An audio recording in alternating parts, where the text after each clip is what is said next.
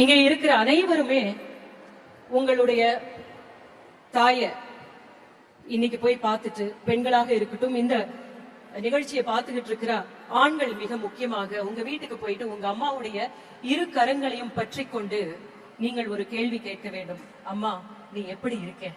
அந்த ஒரு கேள்விக்காக ஒவ்வொரு பெண்ணினுடைய மனமும் ஏங்கிக் கொண்டே இருக்கிறது என்பது இன்றும் ஒரு உண்மையான ஒரு விஷயம். இன்று ஆனால் 4 ஆண்டு காலமாக ஒரு முதல்வர் எளிமையான குடும்பத்தில் இருக்கின்ற, முன்னேற்றம் இல்லாத, பொருளாதார ரீதியில் பின்தங்கி இருக்கின்ற ஒவ்வொரு பெண்ணின் இரு கரங்களையும் பற்றி கொண்டு சொல்கிறார், உங்களுக்கு நான் இருக்கிறேன், உங்களுக்காக நான் 1000 ரூபாய் தருகிறேன். இங்கே சொன்னது போல ஒரு 1000 என்ன செய்துவிட முடியும் அப்படி என்பது அல்ல. அவர்களுக்காக ஒரு 1000 ரூபாய் தருவதற்காக ஒரு அரசு இருக்கிறது.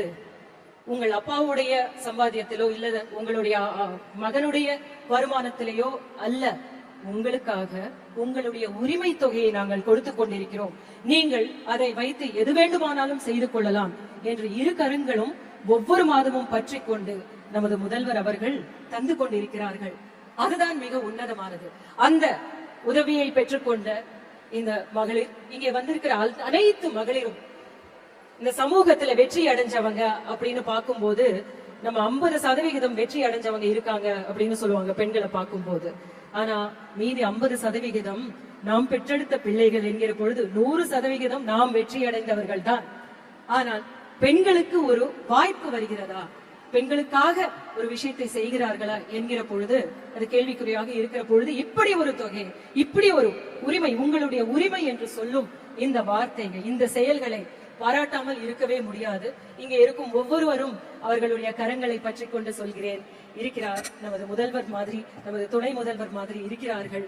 நீங்கள் கவலைப்பட வேண்டாம். உங்களுக்கு இருக்கிற எல்லா புதுமை பெண் திட்டம் நான் படித்த காலத்தில் இருந்திருந்தால் என்னுடைய படிப்பை தொடர்ந்திருப்பேன் என்று நினைத்துக் கொண்டிருந்தேன் அங்கே உட்கார்ந்து கொண்டு.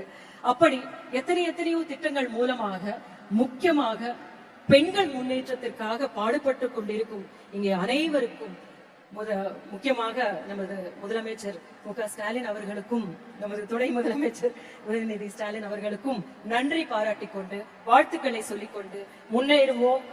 தைரியமாக இருங்க. நீங்க வந்துட்டீங்க இல்லையா, எப்பவுமே தைரியமா தான் இருக்கிறது தான் பெண்கள். ஆனா அவங்களுக்கு நம்ம கூட கைப்பற்றி கொண்டு போவதற்கு இருக்காங்கன்னு சொன்னா இன்னும் தைரியமா முன்னேறிடுவாங்க. வாழ்த்துக்கள், எல்லோருக்கும் வாழ்த்துக்கள்.